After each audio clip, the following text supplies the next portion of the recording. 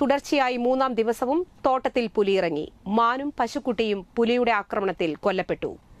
കാരിക്കുളത്ത് Harrison Malayalam കമ്പനിയുടെ ഓഫീസിന് സമീപത്തെ റബ്ബർ തോട്ടത്തിലാണ് മാനിനെ ചത്ത നിലയിൽ കണ്ടത്. വെള്ളിയാഴ്ച രാവിലെ ടാപ്പിംഗിനെത്തിയ തൊഴിലാളികളാണ് അധികൃതരെ വിവരമറിയിച്ചത്. 2 ദിവസത്തിലേറെ പഴക്കമുള്ള ജഡം അഴുകിയ നിലയിലായിരുന്നു. ജഡം തോട്ടത്തിൽ കുഴിച്ചിട്ടു. പുലിയുടെ ആക്രമണത്തിലാകാം മാൻ ചത്തതെന്ന നിഗമനത്തിലാണ് അധികൃതർ. കുണ്ടായി തോട്ടത്തിലെ പാൽ സംഭരണ കേന്ദ്രത്തിന് സമീപത്താണ് പശുക്കുട്ടിയെ ചത്ത നിലയിൽ കണ്ടത്. ദിവസങ്ങൾ മാത്രം പ്രായമായ പശുക്കുട്ടിയുടെ ഉടമയാരാണെന്ന് കണ്ടെത്താൻ കഴിഞ്ഞില്ല. ടാപ്പിംഗിനെത്തിയ തൊഴിലാളികളാണ് പശുക്കുട്ടിയെ ചത്ത നിലയിൽ കണ്ടത്. മേഖലയിൽ കഴിഞ്ഞ ദിവസങ്ങളിൽ പുലിയിറങ്ങി വളർത്തുമൃഗങ്ങളെ ആക്രമിച്ചിരുന്നു. തുടർച്ചയായി പുലി ഇറങ്ങിയതോടെ നാട്ടുകാർ ഭീതിയിലാണ്. ടാപ്പിംഗിനെത്തുന്ന തൊഴിലാളികളാണ് ഏറെയും ദുരിതമനുഭവിക്കുന്നത്. പുലിയുടെ ആക്രമണം ഭയന്നാണ് തൊഴിലാളികൾ ടാപ്പിംഗിനിറങ്ങുന്നത്.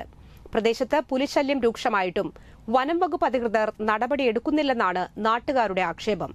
തോട്ടങ്ങളിലും വനമേഖലയോട് ചേർന്ന പ്രദേശങ്ങളിലും ചെന്നായ്ക്കൾ ഇറങ്ങിയതായും അഭ്യൂഹമുണ്ട്.